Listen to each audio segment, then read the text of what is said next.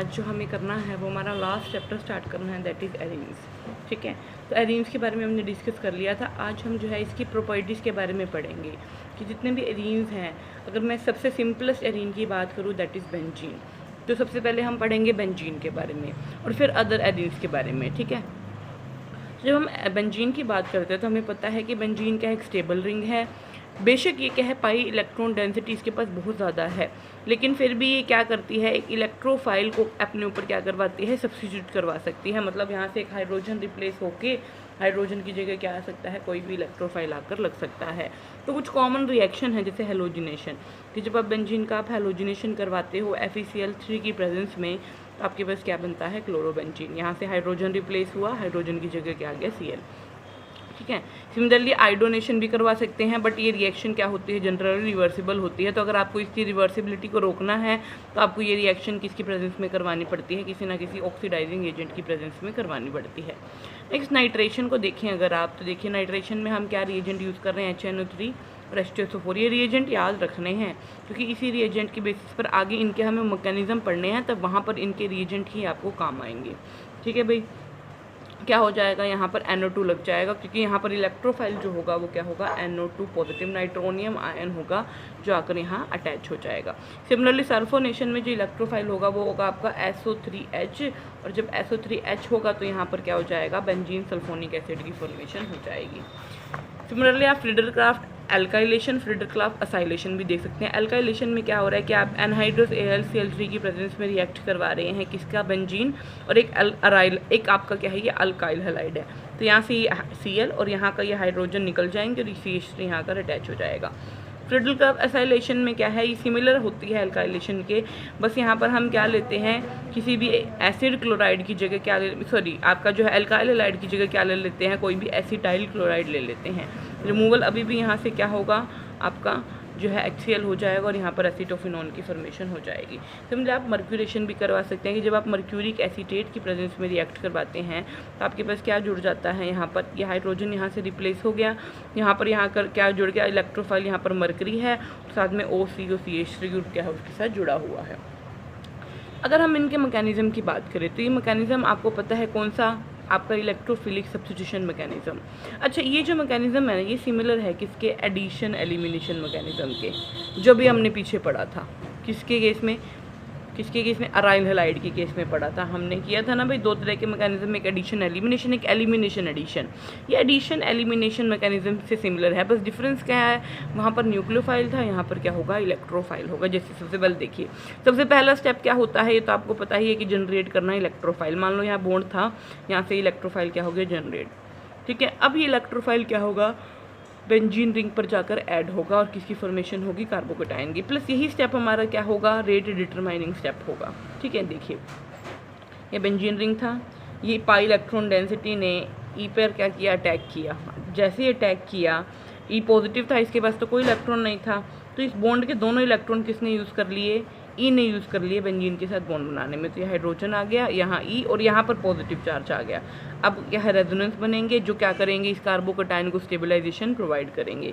ये इधर गया, पॉजिटिव आया इधर, अब ये बॉन्ड इधर आएगा, पॉजिटिव आया इधर, जिसकी वजह से हमारा ये जो कार्बोकेटाइन है वो क्या हो गया, स्टेबलाइज हो गया। ठीक है, हो जाएगा। अब देखिए लास्ट स्टेप क्या होगा, अब वापस क्या है, कोई भी आएगा हमारा न्यूक्लियोफाइल, वो इस प्रोटॉन को एब्स्ट्रैक्ट कर जाएगा और अपने दोनों जो लोन पे दोनों इलेक्ट्रॉन होंगे वो वापस क्या है, रिंग को क्या कर जाएगा, डोनेट कर जाएगा। और थर्ड स्टेप हो जाएगा आपका जो है इलेक्ट्रोफाइल आपके पास क्या है, ऐड हो गया किसके ऊपर, बेंजीन रिंग के ऊपर। अब इस मैकेनिज्म को सपोर्ट कौन करते हैं, बिल्कुल अगर हम क्या कर दें, बेंजीन रिंग के ऊपर 6 के 6 हाइड्रोजन को हटा कर 6 के 6 ड्यूटेरियम भी लगा दें, तो हमने देखा कि चाहे आप ये ले लो चाहे आप ये ले लो, तब भी क्या है, दोनों ही क्या है, सेम जो है रेट पर क्या होती हैं, प्रोसीड होती हैं रिएक्शन। क्यों, क्योंकि जो हमारा यहाँ पर इलेक्ट्रोफाइल जनरेट हो रहा है वहाँ पर जो है कार्बन और हाइड्रोजन का बॉन्ड ब्रेक नहीं हो रहा है, वहाँ जस्ट एडिशन हो रहा है इलेक्ट्रोफाइल का। कहाँ पर, जो हमारा रेट डिटरमाइनिंग स्टेप है। इसका मतलब जब कार्बन और हाइड्रोजन का बॉन्ड ही नहीं टूट रहा, तो यहाँ पर चाहे हाइड्रोजन है चाहे क्लोरीन है, किस बेंजीन रिंग को फ़र्क ही नहीं पड़ता। इसका मतलब क्या है, रेट डिटरमाइनिंग स्टेप में कार्बन हाइड्रोजन बॉन्ड का ब्रेक नहीं हो रहा है, जिसकी वजह से कोई फ़र्क नहीं पड़ता कि चाहे आप हाइड्रोजन ले लो चाहे आप ड्यूटेरियम ले दो उसका आइसोटोप। ठीक है, जो क्या है, कोई भी फ़र्क नहीं डालेगा किसके ऊपर, रेट ऑफ रिएक्शन के ऊपर। सिमिलरली आप इनका एनर्जी एनर्जी प्रोफाइल डायग्राम भी स्टडी कर सकते हैं। देखो ये भी सिमिलर है उसके जो भी हमने पीछे एडिशन एलिमिनेशन किया था। 2 ट्रांजिशन स्टेट बन रही हैं। पहले एक्टिवेटेड कॉम्प्लेक्स ट्रांजिशन स्टेट 1 बनी, ठीक है। अब ट्रांजिशन स्टेट 1 बनने के बाद क्या है, ये रेजोनेंस स्टेबलाइज हो गई रेजोनेंस स्टेबलाइज। अब क्या होगा, यहाँ से ट्रांजिशन स्टेट 2 बनेगी, यहाँ से हाइड्रोजन एब्स्ट्रैक्ट होगा और ये किस में कन्वर्ट हो जाएगा, आपका प्रोडक्ट में कन्वर्ट हो जाएगा। एक होता है यहाँ पर ये इंपॉर्टेंट कॉन्सेप्ट है, formation of sigma and pi complex in aromatic electrophilic substitution, कि सिग्मा कॉम्प्लेक्स कौन से होते हैं और पाई कॉम्प्लेक्स कौन से होते हैं किसमें, एरोमेटिक इलेक्ट्रोफिलिक सब्स्टिट्यूशन में। तो देखिए क्या होता है कि जब इलेक्ट्रोफाइल आकर बेंजीन रिंग पर अटैक करता है, मतलब या फिर हम बोल सकते हैं कि बेंजीन रिंग जब इलेक्ट्रोफाइल पर क्या करती है, अटैक करती है, तो इनिशियली डायरेक्टली इलेक्ट्रोफाइल क्या है, कार्बन, ये जो हमारी कार्बन है किसका, बेंजीन रिंग का, उसके साथ आकर डायरेक्टली अटैच नहीं होता, बल्कि कहाँ अटैच हो जाता है, इस बेंजीन रिंग की जो पाई इलेक्ट्रॉन डेंसिटी है पहले इनिशियली आकर उसके साथ जुड़ता है और फिर धीरे धीरे किसके साथ बॉन्ड बनाना शुरू करता है, कार्बन के साथ बॉन्ड बनाना शुरू करता है, ठीक है। तो वो जो स्टार्टिंग में हमारा जो इलेक्ट्रोफाइल था वो पाई इलेक्ट्रॉन डेंसिटी के साथ जुड़ा जाकर, तो तब जो कॉम्प्लेक्स बना वो बना पाई कॉम्प्लेक्स। अब ये पाई कॉम्प्लेक्स धीरे धीरे किस में कन्वर्ट होगा, सिग्मा में। कैसे, क्योंकि अब ये इलेक्ट्रोफाइल धीरे धीरे इस बेंजीन रिंग के कार्बन के साथ क्या बना लेगा, सिग्मा बॉन्ड बना लेगा, जिससे किसी फॉर्मेशन हो जाएगी, सिग्मा कॉम्प्लेक्स की फॉर्मेशन हो जाएगी। सेम जब एलिमिनेशन हो रहा होता है वहाँ पर देखिए सिग्मा कॉम्प्लेक्स था, अब यहाँ से क्या होगा, हाइड्रोजन निकलेगा, लेकिन हाइड्रोजन डायरेक्टली नहीं निकलेगा। सबसे पहले हाइड्रोजन क्या होगा, इस रिंग की पाई इलेक्ट्रॉन डेंसिटी से जाकर अटैच हो जाएगा, और अब जैसे ही अटैच होगा तब किसकी फॉर्मेशन हो जाएगी, पाई कॉम्प्लेक्स की, और बाद में क्या हो जाएगा, यहाँ से H पॉजिटिव रिमूव हो जाएगा और किसकी फॉर्मेशन हो जाएगी, आपकी सब्स्टिट्यूशन जो है प्रोडक्ट की फॉर्मेशन हो जाएगी, ठीक है। आप इनके एनर्जी प्रोफाइल डायग्राम भी स्टडी कर सकते हैं। जैसे देख लीजिए इलेक्ट्रोफाइल जुड़ा, पहले ये बना पाई कॉम्प्लेक्स, ठीक है, फिर यहाँ पर क्या बना, ये कार्बोकटायन बनने के बाद ये क्या है हमारा सिग्मा कॉम्प्लेक्स। अब सिग्मा कॉम्प्लेक्स वापस क्या होगा, पाई कॉम्प्लेक्स बनेगा और वापस क्या हो जाएगा, आपका प्रोडक्ट बन जाएगा, ठीक है। तो ये आप पूरा का पूरा मैकेनिज्म क्या कर सकते हैं, स्टडी कर सकते हैं। अब मैकेनिज्म पढ़ना है कुछ हमें एरोमेटिक सब्स्टिट्यूशन रिएक्शंस का, बिल्कुल ये जैसे हमने पीछे मैकेनिज्म पढ़ा है एडिशन एलिमिनेशन, जिसको मैं आपको जनरल मीनिंग बता रही हूँ, बस वही मैकेनिज्म हमें क्या करना है जो हमने स्टार्टिंग में रिएक्शन पढ़ी थी, हेलोजिनेशन हो गया, आपका सल्फोनेशन हो गया, उनके लिए स्टडी करना है। तो सबसे पहले हम पढ़ेंगे हेलोजिनेशन। हेलोजिनेशन में हमने यही कहा था कि आप क्लोरीन के साथ रिएक्ट करवाओगे, क्लोरीन हो जाएगा अटैच, किसकी प्रेजेंस में, FeCl3 की प्रेजेंस में। तो सबसे पहले जनरेशन होगा इलेक्ट्रोफाइल का, ठीक है। कैसे होगा, FeCl3 क्या करेगा, पार्शली बॉन्ड ब्रेक कर देगा, किसके साथ, एक क्लोरीन को ले जाएगा और ये क्लोरीन यहाँ से क्या हो जाएगा, फ्रीली जनरेट हो जाएगा इलेक्ट्रोफाइल, ठीक है। अब क्या होगा, ये बेंजीन रिंग क्या करेगी, इस पॉजिटिव चार्ज कार्बोकटायन को एब्स्ट्रैक्ट कर लेगी और क्या कर लेगी, सिग्मा बॉन्ड की फॉर्मेशन कर लेगी या सिग्मा कॉम्प्लेक्स बना लेगी। वही चीज़ जो वहाँ पर हमने की थी, सेम वही प्रोसेस है। एंड में क्या होगा, यही न्यूक्लियोफाइल जो था यहाँ पर, ये हाइड्रोजन एब्स्ट्रैक्ट कर जाएगा और आपके पास जो है क्लोरीन आकर अटैच हो जाएगा, किसके साथ, बेंजीन रिंग के साथ। सेम प्रोसेस है, सेम सबकी केस में। इंपॉर्टेंट भी है, एग्जाम में पूछता है, right the mechanism of nitration. Nitration हमने करवाया था HNO3 और H2SO4 की प्रेजेंस में करवाया था।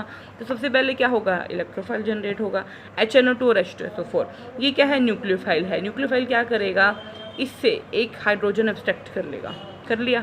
अब क्या होगा, यहाँ ऑक्सीजन के ऊपर पॉजिटिव हाईली अनस्टेबल, तो क्या है, ये बॉन्ड टूट जाएगा और यहाँ से NO2 positive nitronium ion generate हो जाएगा।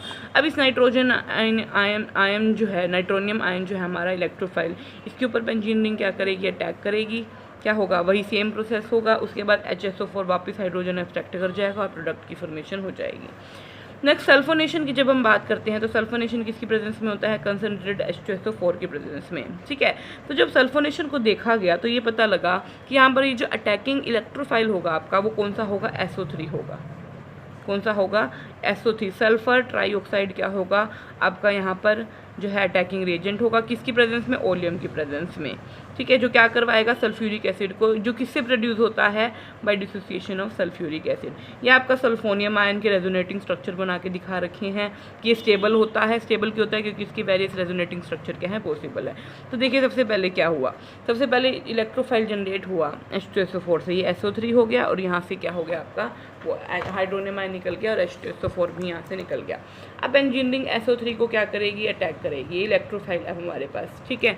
अब क्या होगा, यहाँ पर स्लो स्टेप होगा, ये पहला वही सेम काम होना है भाई अब, लेकिन डिफरेंस कहाँ है, यहाँ देखो, जैसे आपने अटैक किया SO3 के ऊपर आ गया नेगेटिव और यहाँ पर आ गया पॉजिटिव, ठीक है। नेगेटिव क्यों आया? क्योंकि इसने ये लोन पेयर ऑफ ये जो इलेक्ट्रॉन का बॉन्ड था वो ले लिया, ठीक है, इलेक्ट्रॉन ले लिए, इसलिए इसके ऊपर नेगेटिव आ गया और यहाँ पॉजिटिव आ गया और यहाँ पर पहले रेजोनेंस बन जाएंगे, बाद में एब्स्ट्रक्शन करवानी है, प्रोटॉन की एब्स्ट्रक्शन होगी SO3 नेगेटिव। अभी नेगेटिव भी रिमूव करवाना है, तो नेगेटिव रिमूव कैसे होगा? आप हाइड्रोनियम आयन के साथ जब आप रिएक्ट करवाएंगे तो ये नेगेटिव चार्ज क्या कर लेगा, एक अपना हाइड्रोनियम आयन अपना H पॉजिटिव दे देगा SO3 को और क्या बना लेगा, SO3H बना लेगा। सिमिलरली फ्रीडरक्राफ्ट एल्काइलेशन भी आप कर सकते हैं, ये आप खुद से करके देखेंगे, 4th वन और एक 5th एंड 6th, ठीक है।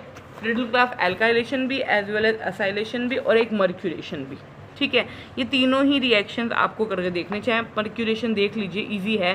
सबसे पहले क्या है, मर्क्यूरिक एसीटेट से क्या हो गया, आपका इलेक्ट्रोफाइल जनरेट हो गया। इलेक्ट्रोफाइल कौन सा होगा, यहाँ पर HgOAc होगा, ठीक है। इसको हमने पूरा OAc लिख दिया, OAc, ये ऑक्सीजन तो था ही था, इसको हमने क्या लिख दिया, AC लिख दिया, एसीटोनेट लिख दिया, ठीक है। अब क्या होगा, बस वही सेम काम होना है जैसे भी हम पीछे करते आ रहे हैं और आपका क्या हो जाएगा, प्रोडक्ट बन जाएगा। Next, effect of substituent. देखो ये तो अभी तक हम जितनी भी रिएक्शन करवा रहे थे वो ओनली बेंजीन रिंग पे करवा रहे थे, लेकिन अगर मान लीजिए इस बेंजीन रिंग के ऊपर मान लो CH3 ग्रुप होता या फिर इसी बेंजीन रिंग के पैरा पोजीशन पे NO2 ग्रुप लगा होता, तब क्या इफेक्ट पड़ता है रेट के ऊपर, उसको हम पढ़ते हैं किसके अंदर, effect of substituent on disubstitution of benzene. कि आपने एक बार तो ऐड करवा दिया, ठीक है, एक बार तो आपने कुछ ऐड करवा दिया, मान लीजिए क्लोरीन ऐड करवा दिया एक, ठीक है, या फिर आप जब फ्रीडरक्राफ्ट एल्काइलेशन करवा रहे थे तो आपने CH3 ऐड करवाया था, ये हो गया आपका मोनो सब्स्टिट्यूशन। लेकिन अब आप इंटरेस्टेड हैं एक और क्लोरीन ऐड करवाने के, या फिर आप इंटरेस्टेड हैं यहाँ पर इस टोलिन के अंदर आप NO2 ग्रुप ऐड करवाने के, तब रेट ऑफ रिएक्शन पर ये जो ग्रुप लगे हुए हैं ये क्या फ़र्क डालेंगे, उसको हम बढ़ते हैं किसके अंदर, effect of substituent on disubstitution of benzene के अंदर। तो देखा गया है कि जब रिएक्शन का निकाला गया, जैसे अगर आप देखिए टोलिन के आप फर्दर आप नाइट्रेशन करवाते हैं तो आपका ऑर्थो, पैरा, मेटा तीनों आइसोमर मिलते हैं, लेकिन ऑर्थो सबसे ज़्यादा मिलता है, मेटा उससे कम और पैरा की अमाउंट बहुत कम मिलती है।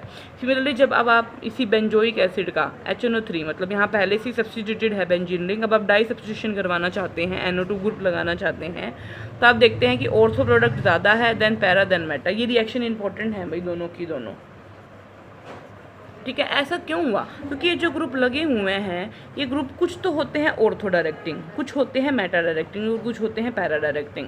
जैसे अगर मैं CH3 की बात करूँ, CH3 क्या है, ऑर्थो और पैरा डायरेक्टिंग है, इसलिए आपको जो ज़्यादा यील्ड मिली, सबसे ज़्यादा मिली ऑर्थो की और देन मिली आपको पैरा की।